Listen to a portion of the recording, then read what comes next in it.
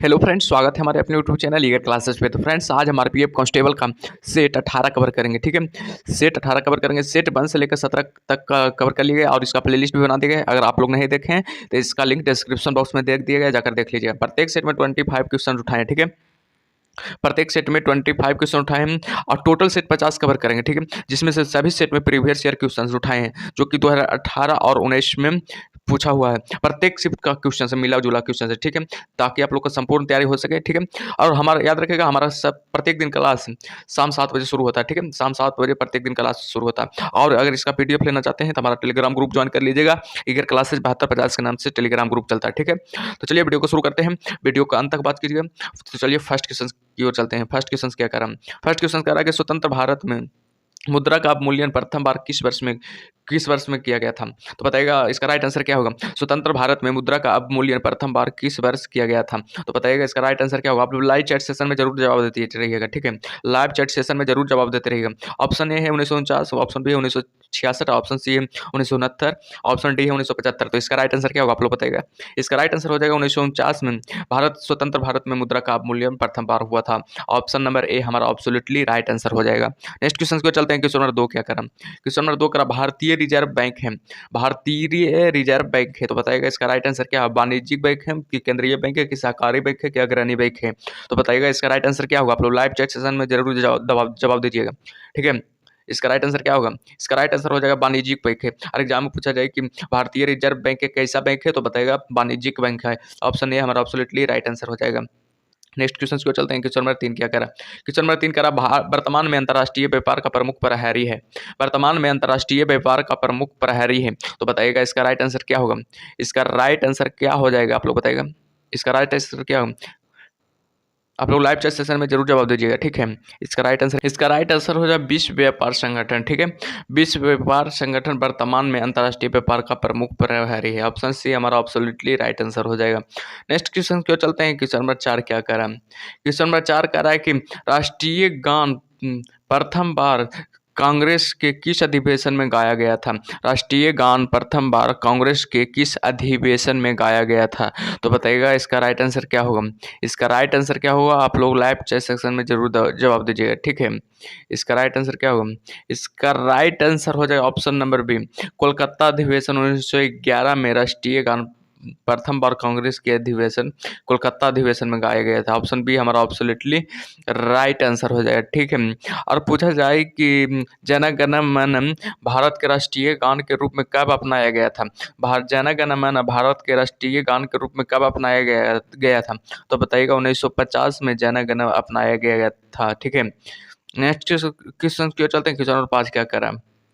Question number 5 करा अंतर्राष्ट्रीय शांति और सुरक्षा संविधान के किस अनुच्छेद से संबंधित है? अंतर्राष्ट्रीय शांति और सुरक्षा संविधान के किस अनुच्छेद से संबंधित है? तो बताइएगा इसका राइट आंसर क्या होगा। इसका राइट आंसर हो जाएगा ऑप्शन नंबर डी, अनुच्छेद 51 के तहत अंतर्राष्ट्रीय शांति और सुरक्षा संविधान की संबंधित है। ठीक है, अनुच्छेद 51 के तहत शांति और सुरक्षा संबंधित है। ठीक है, ऑप्शन डी हमारा एब्सोल्युटली राइट आंसर हो जाएगा। नेक्स्ट क्वेश्चन को चलते हैं। नेक्स्ट क्वेश्चन कर रहा है क्वेश्चन नंबर 6 क्या कर रहा है? संसद में भारतीय राष्ट्रपति पर महाभियोग एक क्या है? संसद में भारतीय राष्ट्रपति पर महाभियोग एक क्या है? तो बताइएगा न्यायिक प्रक्रिया की, अर्ध न्यायिक प्रक्रिया की, वैधानिक प्रक्रिया की, अर्ध वैधानिक प्रक्रिया? इसका राइट आंसर क्या होगा आप लोग बताइएगा। इसका राइट आंसर हो जाएगा ऑप्शन नंबर सी, वैधानिक प्रक्रिया। वैधानिक प्रक्रिया द्वारा संसद में राष्ट्रपति का पर महाभियोग लगाया जाता है। ऑप्शन सी हमारा एब्सोल्युटली राइट आंसर हो जाएगा। महाभियोग प्रक्रिया किस अनुच्छेद के तहत लगाया जाता है? अगर एग्जाम में पूछा जाए कि महाभियोग प्रक्रिया किस अनुच्छेद के तहत लगाया जाता है, तो अनुच्छेद 61 के तहत, अनुच्छेद 61 के तहत महाभियोग प्रक्रिया लगाया जाता है। ठीक है, याद रखिएगा, बहुत ही महत्वपूर्ण प्रश्न है। क्वेश्चन नंबर 7 की ओर चलते हैं। क्वेश्चन नंबर 7 कह रहा है ग्रहों की गति के नियम किसने प्रतिपादित किए थे? ग्रहों के गति के नियम किसने प्रतिपादित किए थे? तो बताइएगा इसका राइट आंसर क्या होगा। आप लोग लाइव चैट सेशन में जरूर जवाब दीजिएगा। ठीक है, इसका राइट आंसर हो जाएगा केपलर ने ग्रहों के गति का नियम का प्रतिपादन किया था। ऑप्शन बी हमारा एब्सोल्युटली राइट आंसर हो जाएगा। ठीक है, नेक्स्ट क्वेश्चन को चलते हैं। क्वेश्चन नंबर आठ क्या कह रहा है, क्वेश्चन नंबर 8 कह रहा है निम्नलिखित में से किस विद्युत चुंबकीय तरंग की तरंग दैर्घ्य सबसे अधिकतम होती है।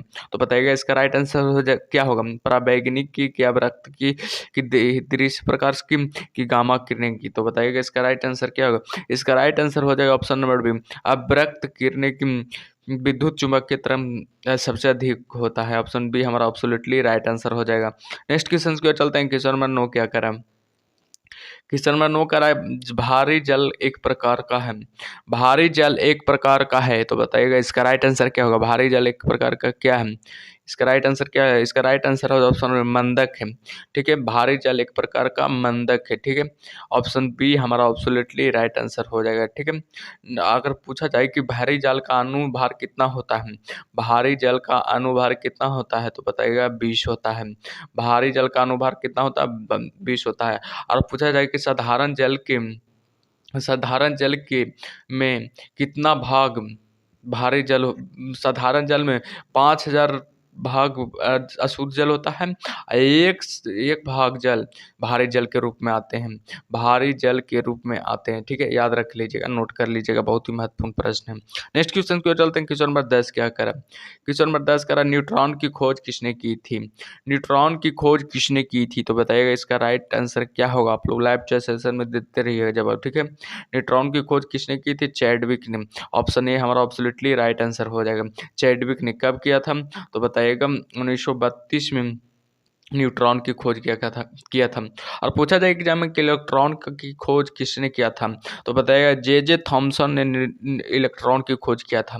और प्रोटॉन का पूछा जाए, प्रोटॉन का खोज किसने किया था, तो गोल्डस्टीन लगाएगा, गोल्डस्टीन ने प्रोटॉन का खोज किया था। ठीक है, नेक्स्ट क्वेश्चन की ओर चलते हैं। क्वेश्चन नंबर 11 क्या करा, क्वेश्चन नंबर 11 कह रहा है निम्न में से कौन सी धातु बिजली की सबसे अधिक सुचालक है। निम्न में से कौन सी धातु बिजली की सबसे अधिक सुचालक है। ऑप्शन ए है सोना, ऑप्शन बी है चांदी, ऑप्शन सी है तांबा, ऑप्शन डी है जस्ता। तो बताइएगा इसका राइट आंसर क्या होगा। आप लोग लाइव चैट सेक्शन में देते रहिएगा जवाब। ठीक है, इसका राइट आंसर हो जाएगा ऑप्शन नंबर बी, चांदी। चांदी धातु बिजली का सबसे अधिक सुचालक है। ऑप्शन बी हमारा ऑब्सोल्युटली राइट आंसर हो जाएगा। ठीक है, नेक्स्ट क्वेश्चन की ओर चलते हैं। नेक्स्ट क्वेश्चन क्या कह रहा है, क्वेश्चन नंबर 12 कह रहा है कि रक्त का पीएच मान कितना होता है। रक्त का पीएच मान कितना होता है, तो बताइएगा इसका राइट आंसर क्या होगा। रक्त का पीएच मान कितना होता है, इसका राइट आंसर क्या होगा। इसका राइट आंसर हो जाएगा 7.4 रक्त का पीएच मान होता है। ऑप्शन सी हमारा एब्सोल्युटली राइट आंसर हो जाएगा। नेक्स्ट क्वेश्चन की ओर चलते हैं। क्वेश्चन नंबर 13 क्या करा, दूध निम्न प्रकार का एक उदाहरण है।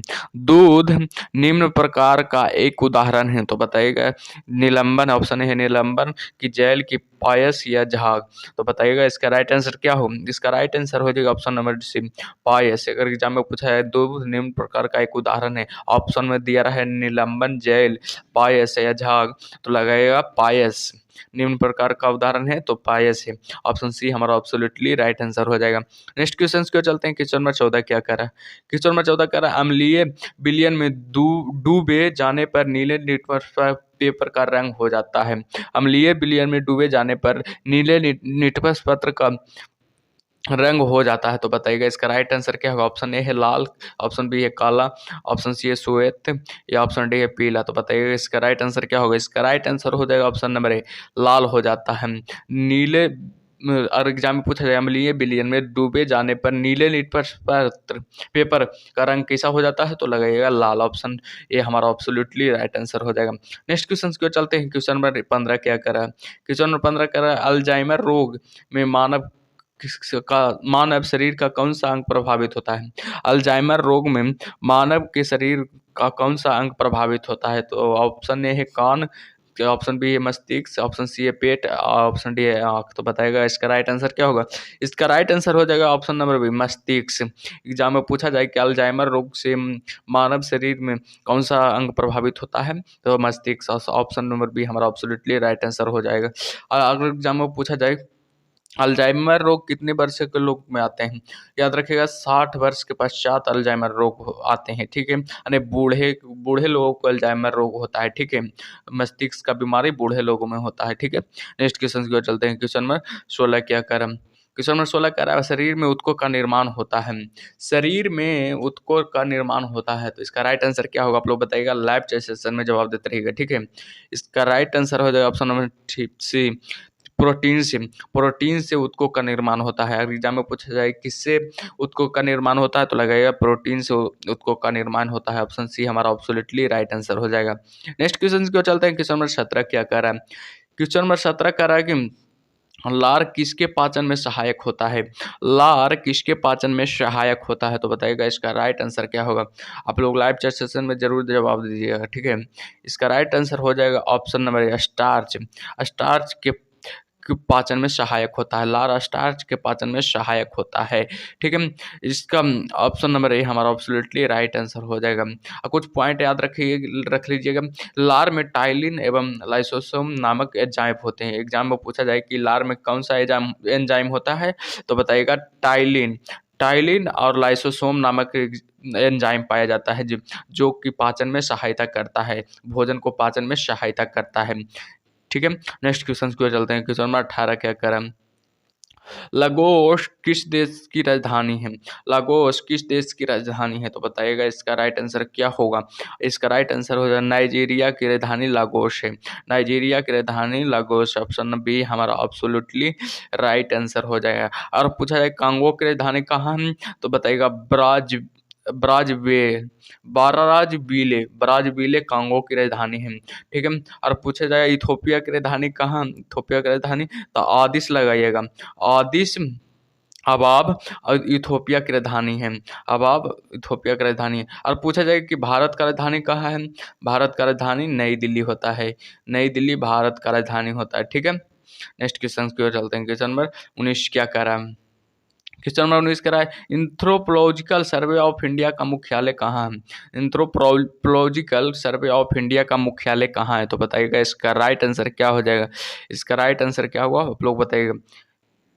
इसका राइट आंसर हो जाएगा ऑप्शन नंबर ए, कोलकाता में एंथ्रोपोलॉजिकल सर्वे ऑफ इंडिया का राजधानी है, ठीक, मुख्यालय है, ठीक है। ऑप्शन ए हमारा एब्सोल्युटली राइट आंसर हो जाएगा।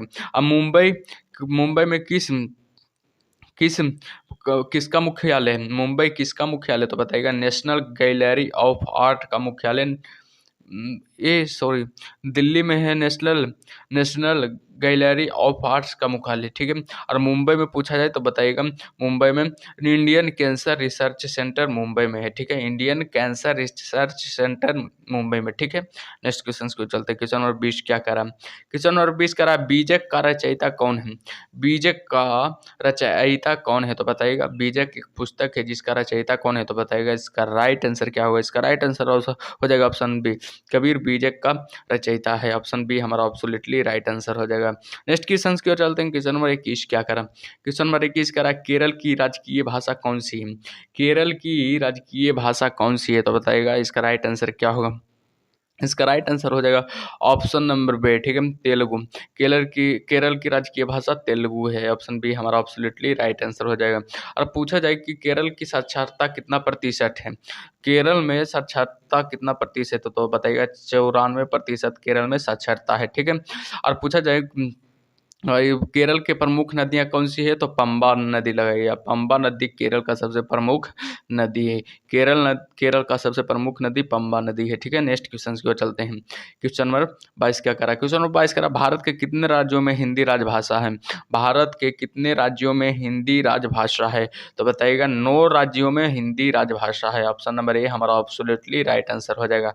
नेक्स्ट क्वेश्चन की ओर चलते हैं। क्वेश्चन नंबर 23 क्या करा? क्वेश्चन नंबर 23 का अंटार्कटिका में प्रथम भारतीय स्थायी प्रयोगशाला को क्या नाम दिया गया है? अंटार्कटिका में प्रथम भारतीय स्थायी प्रयोगशाला को क्या नाम दिया गया है तो बताइएगा। इसका राइट आंसर क्या होगा। इसका राइट आंसर दक्षिण गंगोत्री नाम दिया गया है, ठीक है। याद रखिएगा दक्षिण गंगोत्री अंटार्कटिका में प्रथम भारतीय स्थायी प्रयोगशाला का नाम है, ठीक है।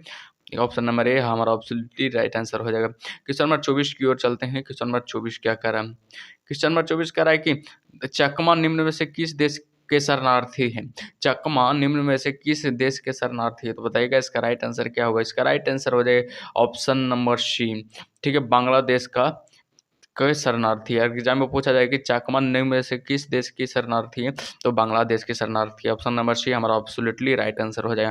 नेक्स्ट क्वेश्चन की ओर चलते हैं। क्वेश्चन नंबर 25 क्या कह रहा है? क्वेश्चन नंबर 25 कह रहा है विश्व रेड क्रॉस दिवस किस तारीख को मनाया जाता है? विश्व रेड क्रॉस दिवस किस तारीख को मनाया जाता है? तो बताइएगा इसका राइट आंसर क्या होगा। आप लोग लाइव चैट सेशन में जरूर जवाब दीजिएगा। इसका राइट आंसर हो जाएगा ऑप्शन नंबर सी 8 मई को विश्व रेड क्रॉस दिवस मनाया जाता है। विश्व रेड क्रॉस दिवस 8 मई को मनाया जाता है। ऑप्शन सी हमारा एब्सोल्युटली राइट आंसर हो जाएगा।